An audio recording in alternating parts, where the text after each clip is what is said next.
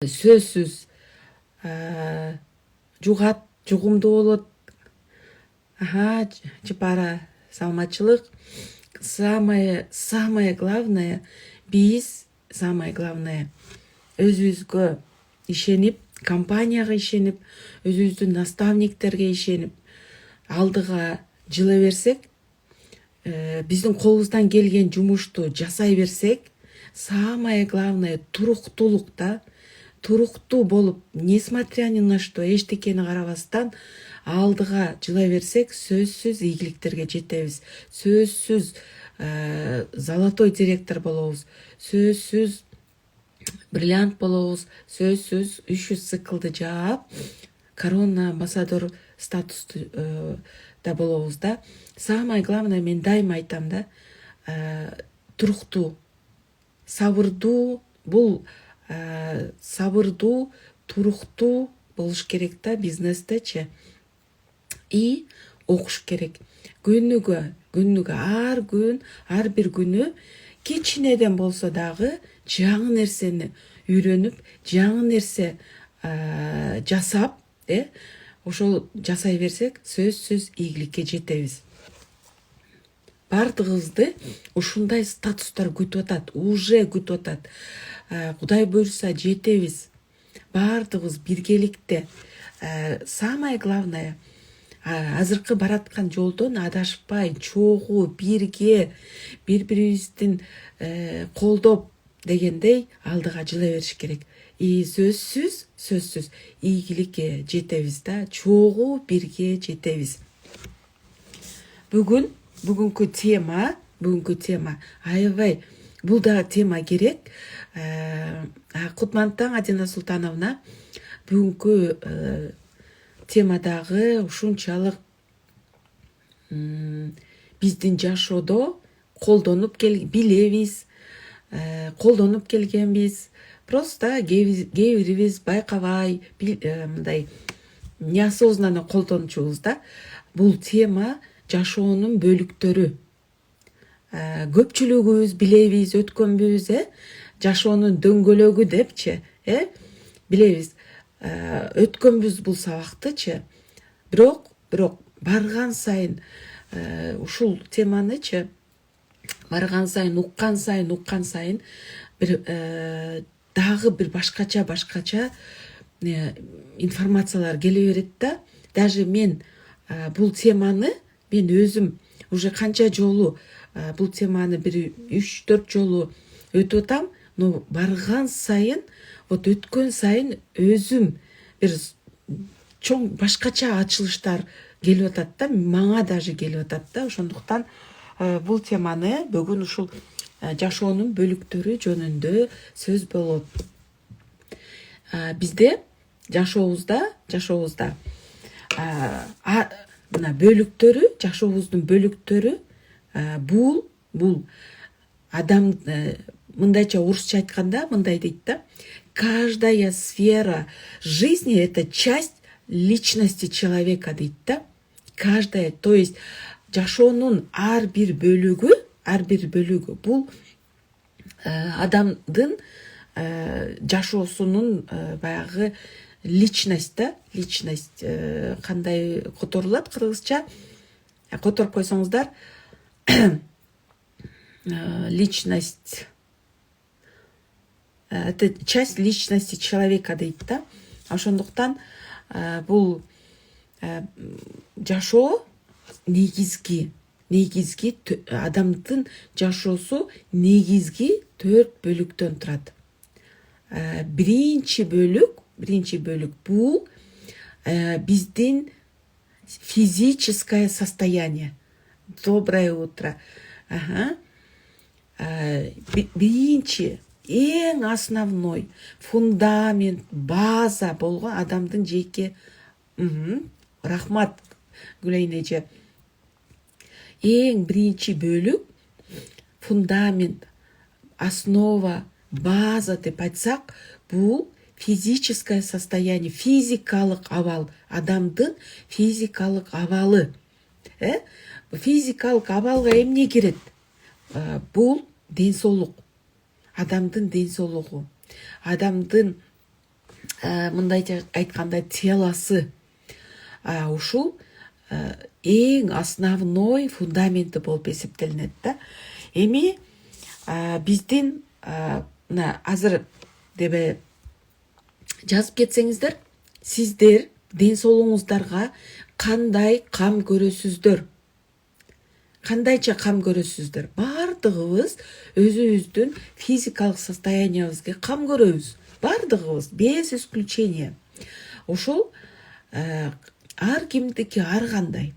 Ар кимдики ар кандай. Например, вот сиздер жазып кетсеңиздер, ким кандай кам көрөт ден соолугуна? Мен, например, кандай кам көрөм? Мен үчүн эң биринчи правильное питание. Правильное питание деген эмне? Мен көп мындай куурулган тамак жебейм. Вареное, пареное, анан кийин мондай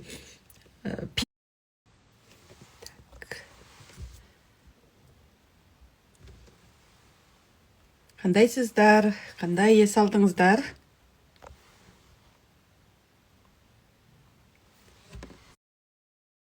Канча бал коесуздар? 1 балдан 10 балга чейин.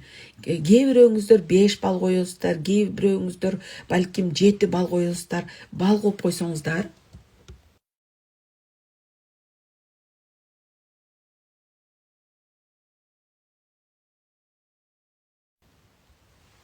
Так, жаркын эже 9, сербөже 8, эң сонун. Значит, сиздер аябай жакшы кам көрөт экенсиздер.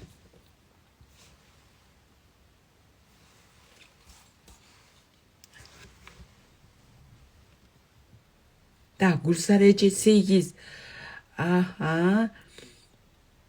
Лазакат эже 7, Серен 5, Гульмира 7, Гульчехра 7, Талайка 9, 10, эң сонун. Бузалип эже 6 бал коем. Гүлбар эже 8, Гүлнар эже 8, эң сонун.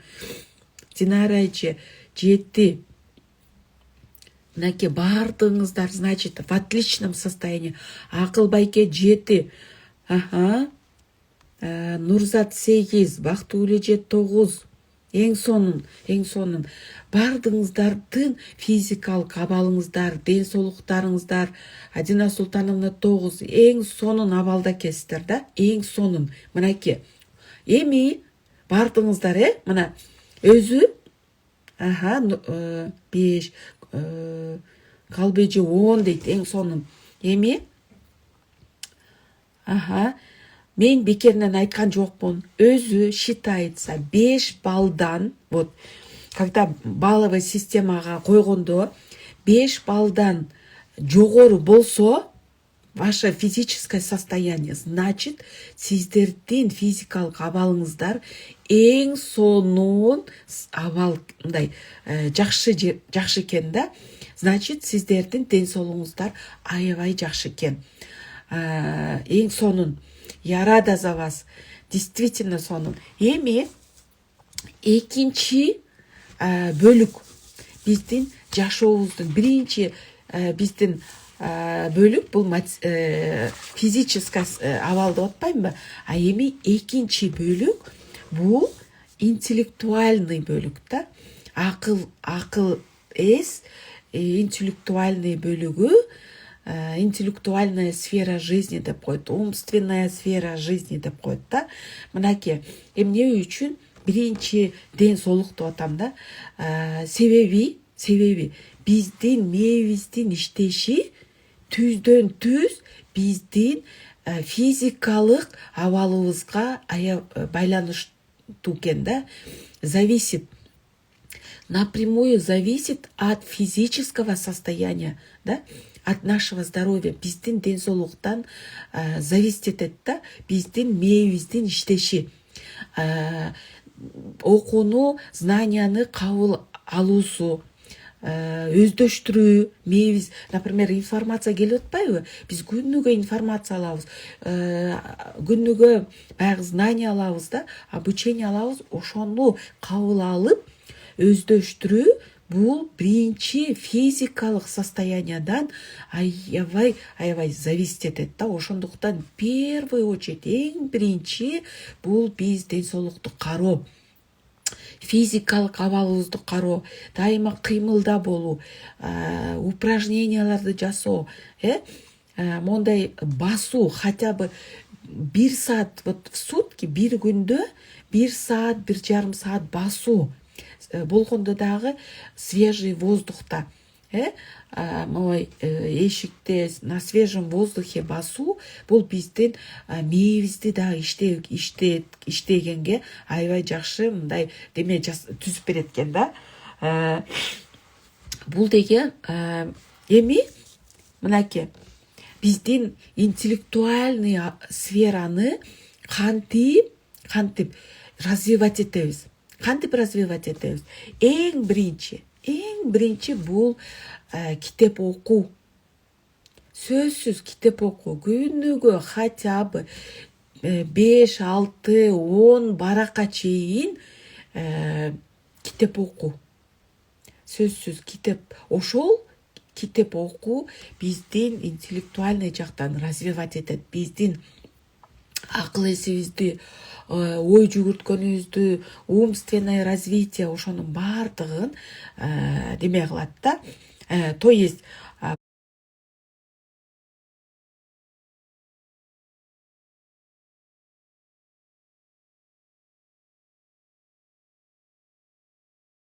получение знания,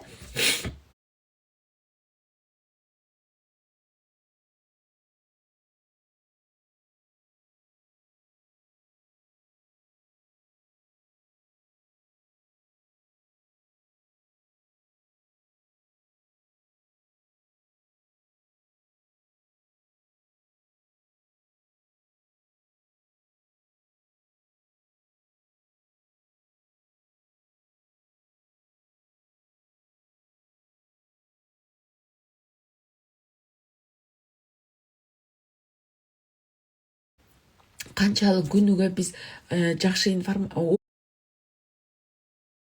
окуп, жаңы бир нерселерди кабыл алуубуз, бул биздин анан китеп окуйт дегенде китеп кандай китептерди именно баягындай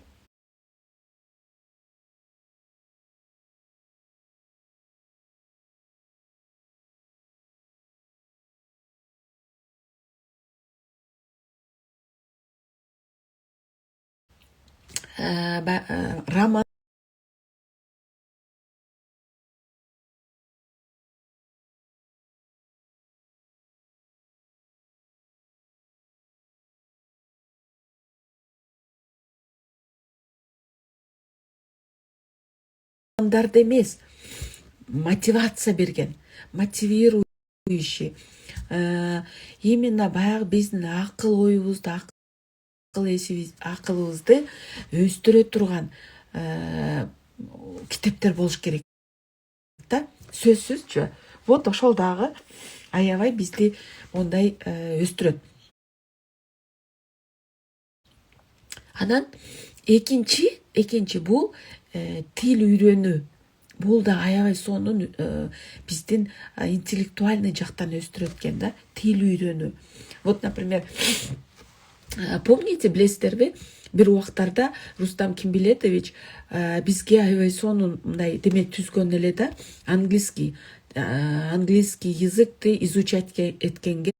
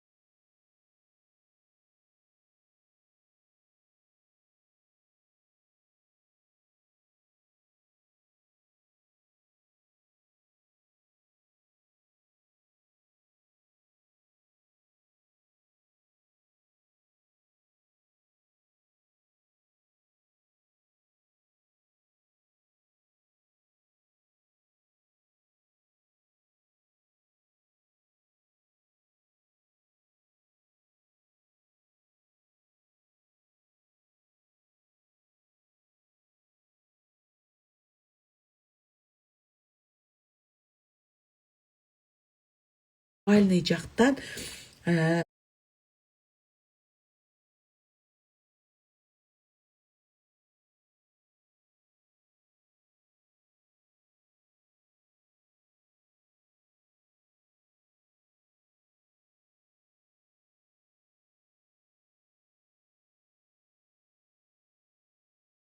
развитие болсын деп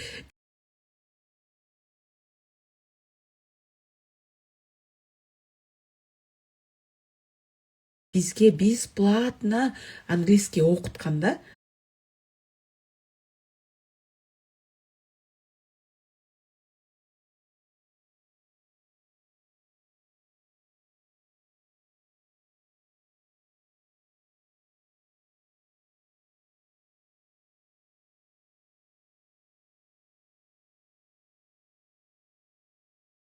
баяғы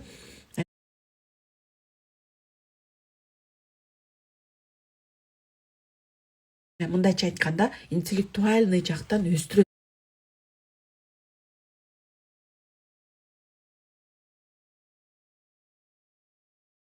развивать етеді. И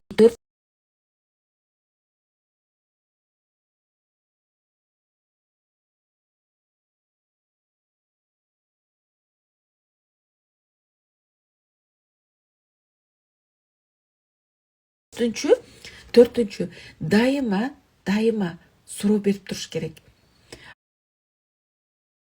Қандай сұрау? Мен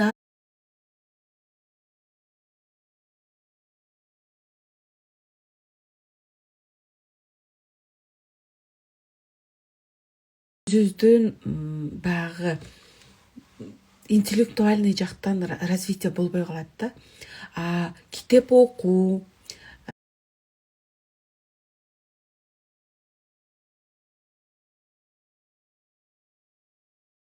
деңгейде мен айтпай кетіпмен. Так, сіз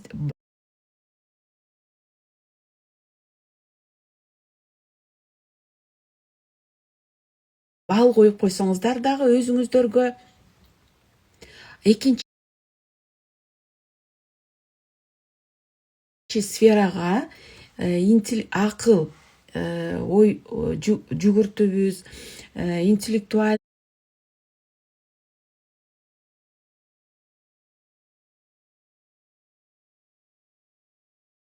бізде қандай демеге қанша бал қойосыздар өзіңіздер бал қойып қойсаңыздар.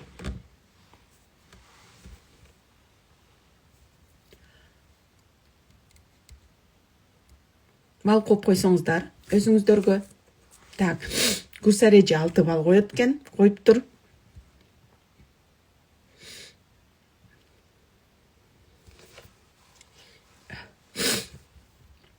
Так, Жарқын эже 8, Сейірбе эже 8, Гүлмира эже 5, Динара эже 8. Бүзәлип эже 6, Бурул эже 8, Гүлчихра 9, Гүлжамал эжеке 6, Лола эжеке 5, Гүлнар эже 8, Лазакат эже 9, Үлпат эжеке 10, Нурле эже 7.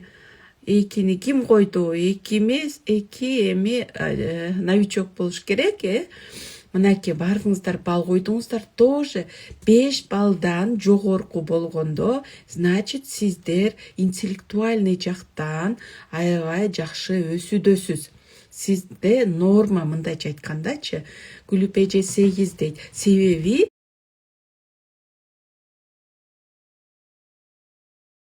мына жогорку Гүлмира 5 дейт, жогорку балды койгон.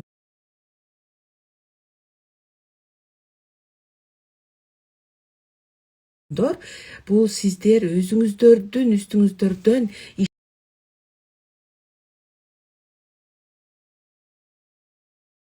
иштеп атасыздар. Ошондуктан сиздерде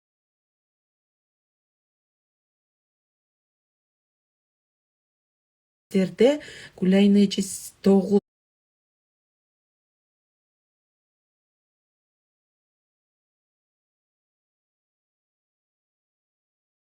сыргай жети.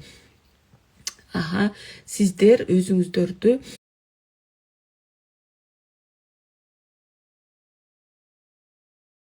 үстүңүздөрдө иштеп атасыздар. Баягы рост болуп атат.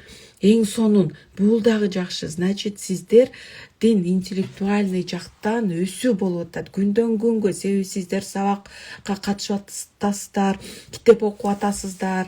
Күндүгө сиздерде рост болуп атат да. Эң сонун эми үчүнчү духовная сферада бул биздин ички жан дүйнөбүз. Ички жан дүйнөбүз канчалык абалда тынч, канчалык абалда биз мындайча айтканда гармонияда, эми бул биздин ички жан дүйнөбүз деп атпаймынбы? Духовность деген эмне? Бул эң биринчиден биздин ар бир адамдын баалуулуктары жана принциптери. Ар бир адамда өзү баягындай деме алган баалуулуктары бар, принциптери бар да. Например, как развить, да? Баалуулуктар деп атпаймынбы? Кантип вот духовный жактан өсөбүз депчи, конечно, эң биринчи духовность деген мен үчүн эң биринчи бул благодарность, ыраазычылык. Бардык нерсеге ыраазы болуу. Барга дагы ыраазы болуу, жокко дагы ыраазы болуу. Бардык ситуацияга ыраазы болуу. Жакшы ситуацияга дагы ыраазы болуу, анча эмес ситуацияга дагы ыраазы болуу, ыраазычылык. Эң биринчи духовность тоже мен мындайча айткым келет, бул духовный сферанын, духовностьтын основасы, фундаменти бул ыраазычылык. Канчалык биз ыраазы болсок, ошончолук мындайча айтканда мен оюмча ошончолук адам духовный. То есть кандай болот? Барга дагы, жокко дагы. Потому что биз пока балким азыр бизде жок, биз каалаган нерсе. Но биз когда ыраазы болсок, бар нерсе эми Кудай шүгүр, ушуга дагы деп ыраазы болсок, через какое-то время биз каалаган нерсе келет. Сөзсүз келет, келбей койбойт да. Мына өзүңүздөр деле билесиздер, бардыгыбыз басып өткөнбүз. Бир убактарда азыркы бизде бар нерсе 10 жыл мурун, 20 жыл мурун жок болчу. Бирок биз ыраазы болчук, ыраазы болгон үчүн эмне болду? Келип атат. Кудайым берип атат бизгечи. Эми экинчи бул айтып атпаймынбы? Баалуулуктар. Биз кандай баалуулуктарды мындайча айтканда, Гүлнара эже алтыдек, мындайча айтканда, каких ценностей мы придерживаемся? Кандай баалуулуктар менен жашайбыз? Ошону определять этиш керек да. Ар бир адамда баалуулуктар бар. Ошол баалуулуктар менен жашайт жашоодочу. Ошол баалуулуктар менен жашоого карайт да. Көз карашы ошол баалуулуктар менен, принциптери бар да. Меники, например,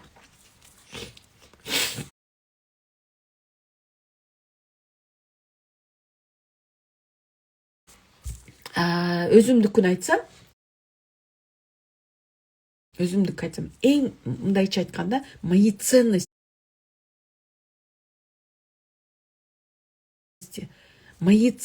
в моей жизни, да, бул ден соолукка кам көрүү. Потому что ден соолук бул основа деп айтып кетпедимби? Бул мен үчүн баалуулук. Я придерживаюсь этой ценности. Экинчи баалуулук бул мен үчүн соблюдение законов и правил.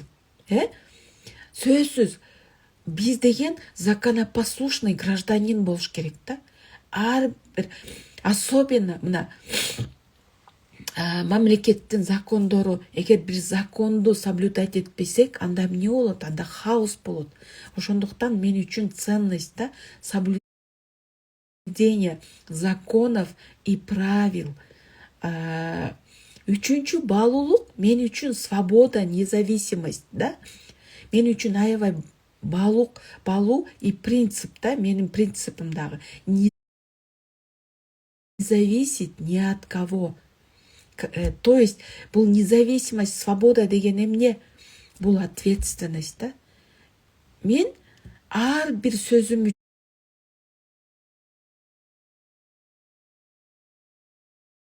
үчүн, ар бир жасаган кыймыл аракетим үчүн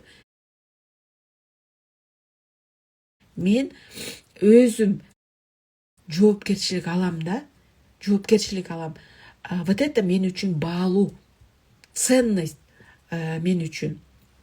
Мен үчүн это мой принцип да, мындайча айткандачы. Свобода десек, эркиндик десек, биз башкача түшүнөбүз да. Каалаган нерсе жасоо, кээ бир адамдар башкача түшүнүп алат да. Каалаган жасамды жасайм депчи. Нет. Эркиндик деген бул ответственность да. Свобода это ответственность деп айтылат да. Когда эркиндик деген бул өзүбүзгө жоопкерчиликти алуу, ар бир нерсебизге алуу да. Дагы менин баалуулук мен үчүн да, балким сиздерде башка баалуулуктар бардыр. У вас другие ценности, у вас другие принципы, мындайча айтканда. Бул дагы бир аябай важный ценность, баалуулук для меня. Бул башка адамдарды урматтоо, сыйлоо жана ошолордун оюн, мнениясын, мындай орусча айтып кетейин, уважение других людей, уважение, мнение других людей да, мен үчүн аябай баалуу. Мен башка адамдардын мнениясын аябай сыйлайм. Мнениясын урматтайм. Ар бир адамдын өзүнүн мнениясы бар. Ошол ар бир адамдын мнениясын сыйлоо да мен үчүн аябай баалуу. Даже если башка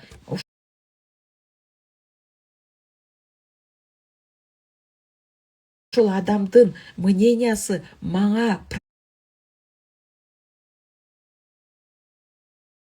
противоположный болуп турса дагы,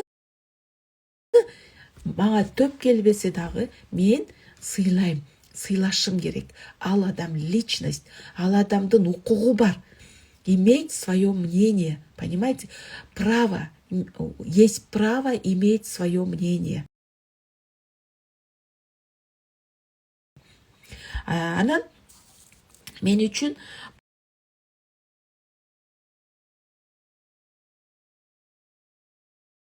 бул обучаемость, саморазвитие. Мен үчүн бул баалуу, мой принцип в жизни. Да? Всегда обучаться, всегда развиваться. Мен ушунча жашка келип, мен бир да токтогон эмесмин да. Всегда развитие да. Эмнени дагы үйрөнсөм, эмне дагы билсем деп мен дайыма мынтип окуп үйрөнүп турам да, дайымачы. Мен үчүн вот это вот тоже баалуулук, и мен үчүн это мой принцип в жизни да.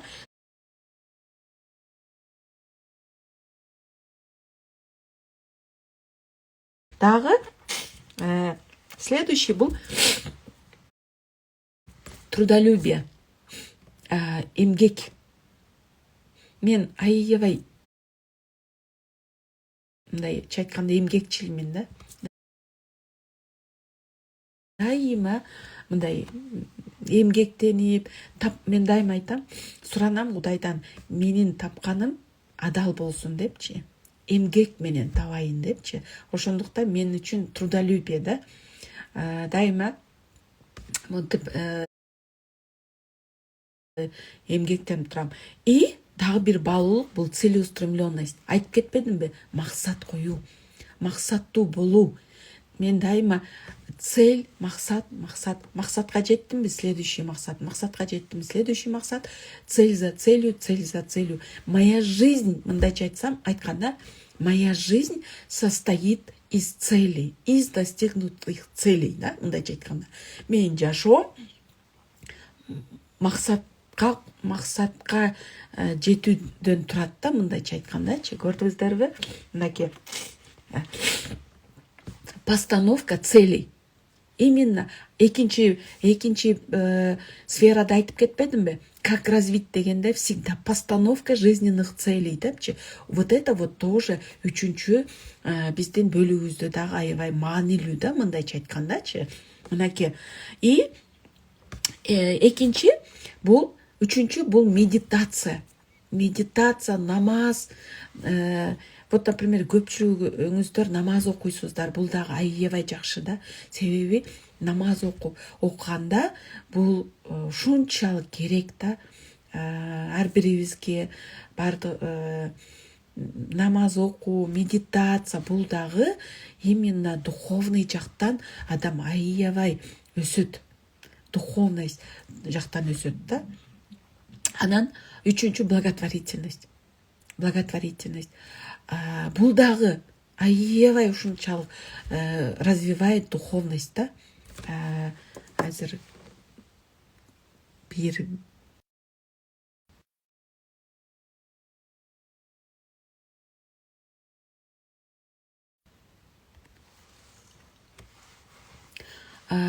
төртүнчү бөлүк бул духовность. Благотворительность. Үчүнчү бөлүк духовность и как развить дегенге бул благотворительность. Дайыма благотворительность менен мен азыр аудиторияда 55 лидер отурат да. Мен ойлойм, ар бириңиздер ушу благотворительность менен заниматься этесиздер да. Кандайча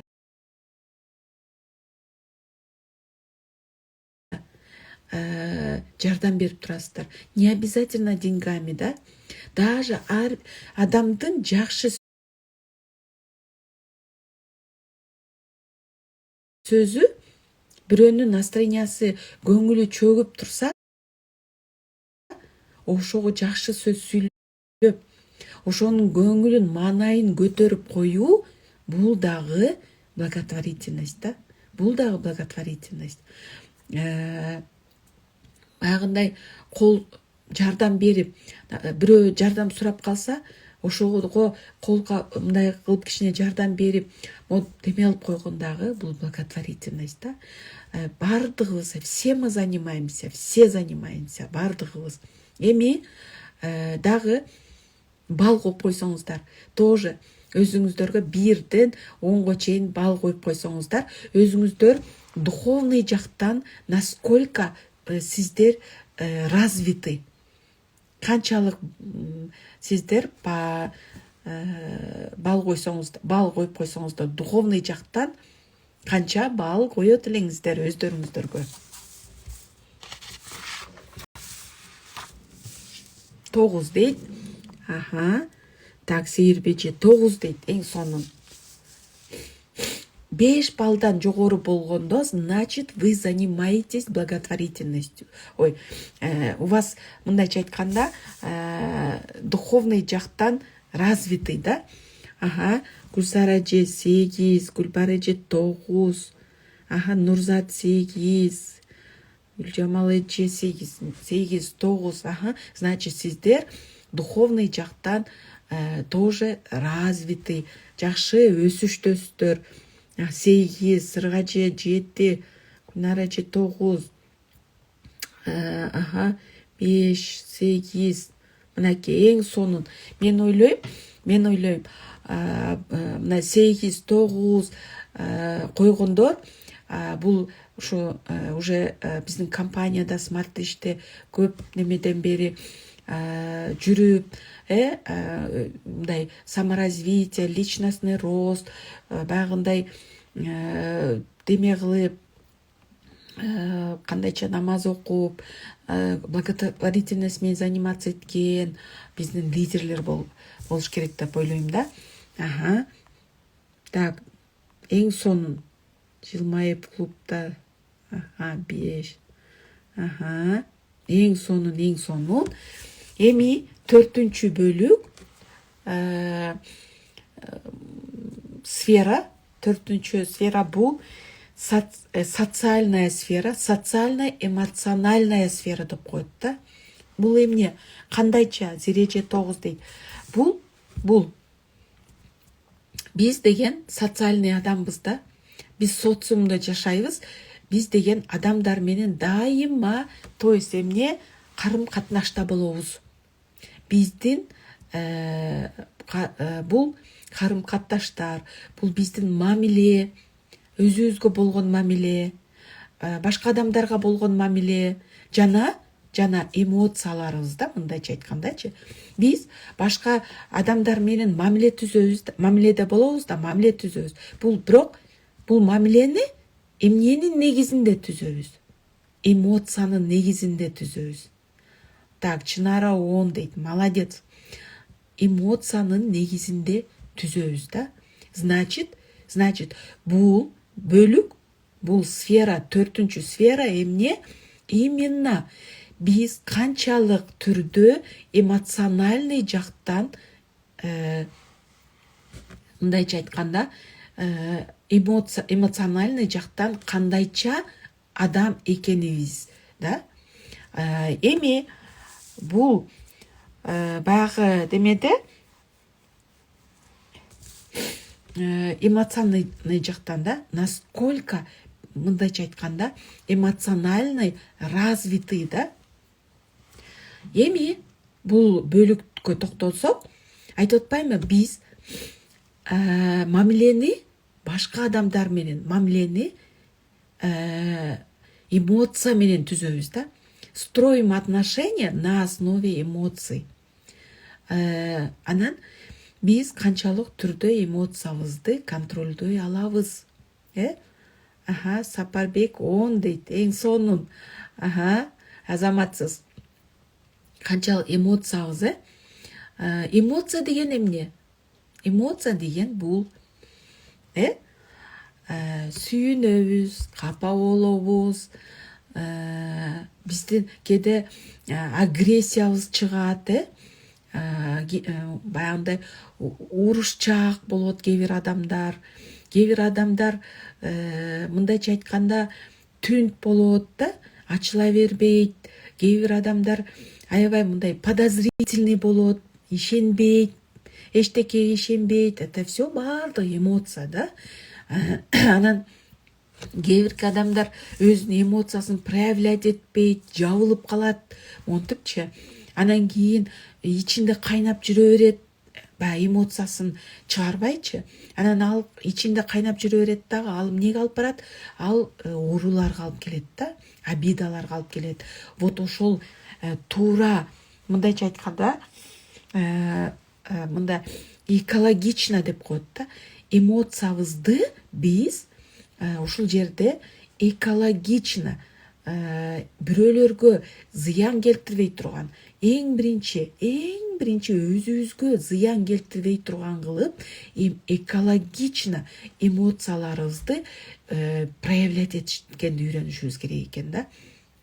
Эң бул дагы 4-чү бөлүк, бул дагы важно да, аябай чоң бөлүк, бул аябай чоң сфера, потому что адам өзү эмоциядан турат. эмоциядан тұрады. Әрбір біз даже чечим шығарғанда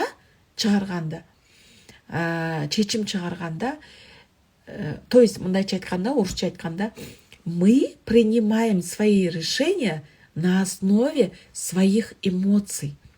Біз чечим шығарып атканда эмоциябызга жараша чечим шығарат экенбиз да. Эмоцияға. Егер биздин эмоциябыз позитивный болуп атса, значит биздин чечим дагы позитивный болот экен да. Егер негативный болсо, именно негативный дагы болот да чечимдерибиз. Ошондуктан эмоция аябай биздин жашообуздагы бөлүк, эмоция дагы аябай чоң таасирин тийгизет да. Ошондуктан биз эмоциябыздын үстүнөн да иштешибиз керек экен да. Контролировать эт десе эле биз башкача түшүнүп алат экенбиз да. Эмоциябызды баса баштайбыз да. Басып проявлять этпей калабыз да. А басып проявлять этпегенде эмне болот? Тоже бул дагы эң жаман да. Бул дагы жаман. Эмоциябызды басканда биз өзүбүзгө зыян келтиребиз да. Экологично деп атпаймынбы? Экологично проявлять эмоции деген эмне? Не навредить. Эң биринчи, в первую очередь, себе.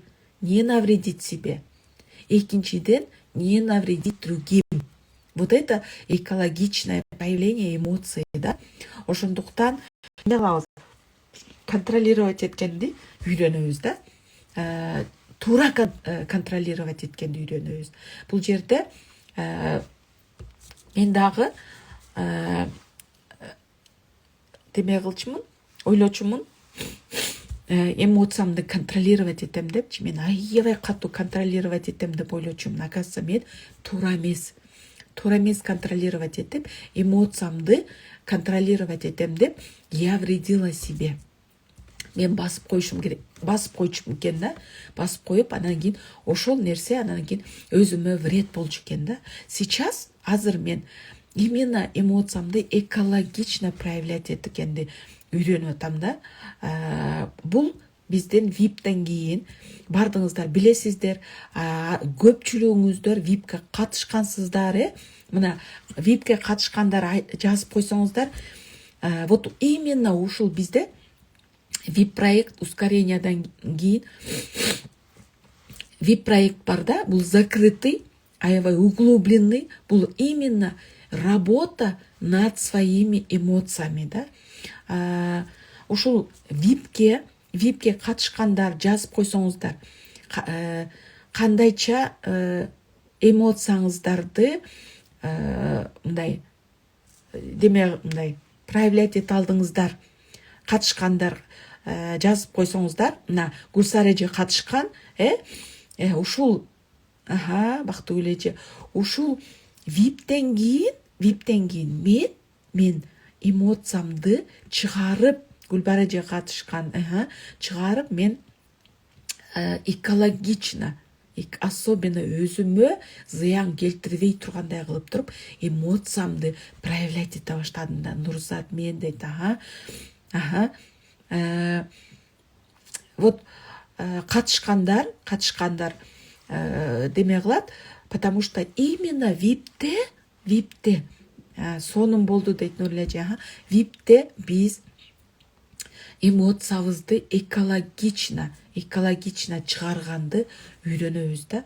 Мына көпчүлүгү, мен, например, эмоциямды көмүп койсом, чыгарбайм, монтип контролировать этип, өзүмө вредить этип, өзүмө деме кылсам, кээ бирлери мына не дадут соврать, баягы эмоциясын мондай чыгарып, туура эмес чыгарып, башка адамдарга баягындай көңүлүн оорутуп коюшчу да. Мен биттеми шайыр болуп калдым дейт Гүлчыхра. Мынакей эмоциямды чыгарганды үйрөндүм дейт Бактыгүл эже. Именно випте работа над эмоциями башкарып атам дейт Гүлсара эже. Эмоциябызды экологично башкарганды үйрөнөбүз да. Эң сонун мен вот ошол виптен кийин аябай сонун башкача мындай ачылдым десем да болот да. Ошондуктан если у вас проблемы да, мындайча айтканда, сиздерде именно ушул 4 сферада эмоциональный мондай мамиле туура түзө албайсыздарбы, же болбосо эмоцияңызды башкара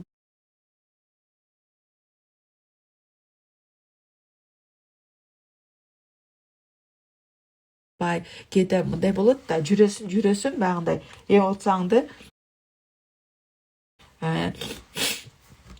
көргөзбөй катып жүрө бересиң, анан бир күн анан кийин взрываться этесиң да. Мен ошондой болчумун.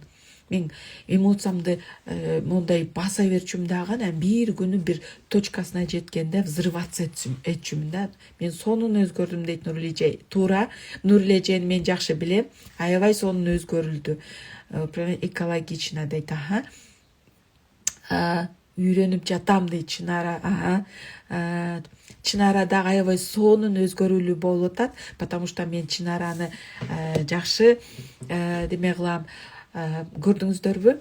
Мен азыр именно убагында, вовремя эмоциямды проявлять эткенди үйрөнүп атам да. Ошондуктан, если у кого проблемы именно эмоциональный эмоция жактан, тогда ошол випке катышсаңыздар аябай сонун болот да. Аябай сонун, мындай өзүңөр түшүнөсүздөр да. Экологично дейт. Туура, Чынара.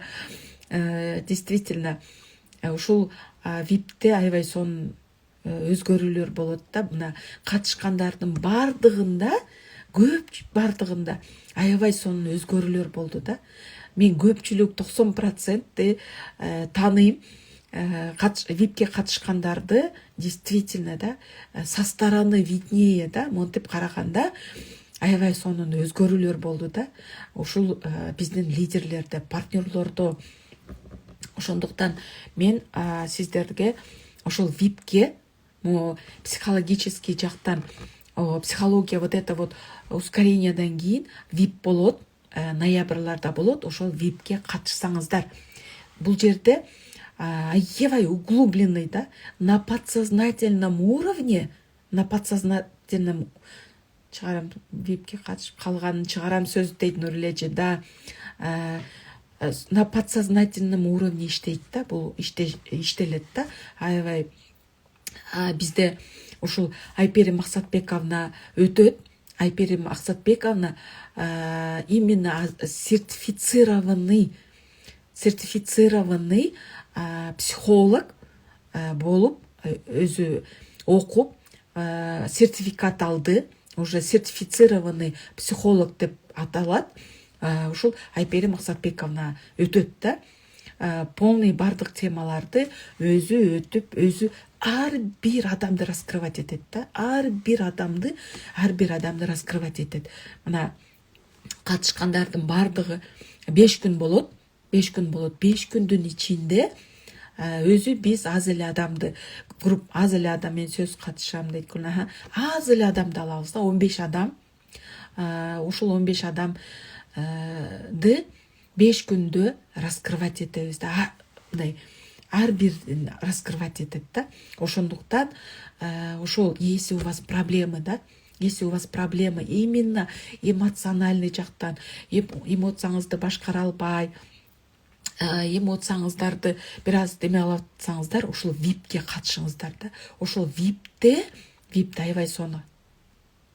Конечно, характер деген эмне? Характер деген эмоция да. Характер, именно характер это эмоция. Себеби характер деген жок, характер это эмоция. Биз эмоциядан турабыз. Именно эмоциябыз кандай болсо, биз ошондой адамбыз. Мен да катышам, обязательно катышып, именно бул випке катышканда эң биринчи бул биз өзүбүздү түшүнө баштайбыз да. Эмне бар да, мондай суроо болот да. Эмне үчүн мен болот мындай. Эмне үчүн мен тарынчакмын деген суроо болобу? Тарынчак адамдардачы. Эмне үчүн мен урушчакмын деген суроо болот. Эмне үчүн мен түнмүн деген суроолор болот да. вот ошол эмне үчүн мен мындай ошондой адаммын деген суроого сиздер ответ ала аласыздар да, мындайча айткандачы. Ошондуктан обязательно катышыңыздар, өзүңөрдү раскрытие болот, өзүңөрдү түшүнө баштайсыздар да. Мен, например, ошол виптен кийин мен аябай сонун түшүнүп, аябай сонун менде мындай раскрытиялар болуп атат да өзүмдө. Ушундай тема, бүгүнкү тема ошондой баардыгыбыз баягы бул биз дайыма хоть канча жашта көп нерсени билдим дейт Чынара. Азаматсың, молодец. Мен вот ушунчалык катышат элем дейт. Заявканы Айпери Максатбековнага жөнөтөсүздөр. Пока эркектерге пока жок. Аны Айпери Максатбековна менен сүйлөшөсүздөр. Суроолор болсо, VIP жөнүндө суроолор болсо, Айпери Максатбековна менен байланышасыздар. Айпери Максатбековнага бересиздер VIPти. Ошо Айпери Максатбековна сиздердин сурооңуздарга жооп берет да. Азыртан даярдангыла, место ограниченное, айттым го, 15 адамдан ашык албайбыз. Себеби бул жерде көп болсо эме болбой калат. Биз 10-15 ашып кетсе 15, а так мы стараемся 10 адамдын тегерегинде да. Бардыгызды биз күнүгө өзүбүздүн үстүбүздөн иштеп, дайыма өсүп, өнүп турабыз да. Рост болуш керек да биздечи. Ошондуктан мен сиздерге өсүүнү каалайм. Мен сиздерге өзүңүздөрдү таанып, билүүнү каалайм да. Мен сиздерге жан дүйнөңүздө тынчтыкты каалайм бардыгыңыздарга. Ийгилик каалайм сиздерге. Кудай буюрса, мына 10 жылдык келе атат. Ушу 10 жылдыкта ийгиликтерди каалайм. Биз сиздерди ушул компаниянын чоң сахнасында көргөндү каалайбыз. Сиздерди ушул только ийгиликтерди, жакшылыктарды, ден соолукта болуу, өсүү, жан дүйнөнүн тынчтыгын каалайм бардыгыңыздарга. Азыр бул сабак кыргызча сабак болуп атат. Андан кийин орусча болот. Кааласаңыздар, орусчага дагы катышсаңыздар болот. Пока. Рахмат бардыгыңыздарга. Ыраазымын.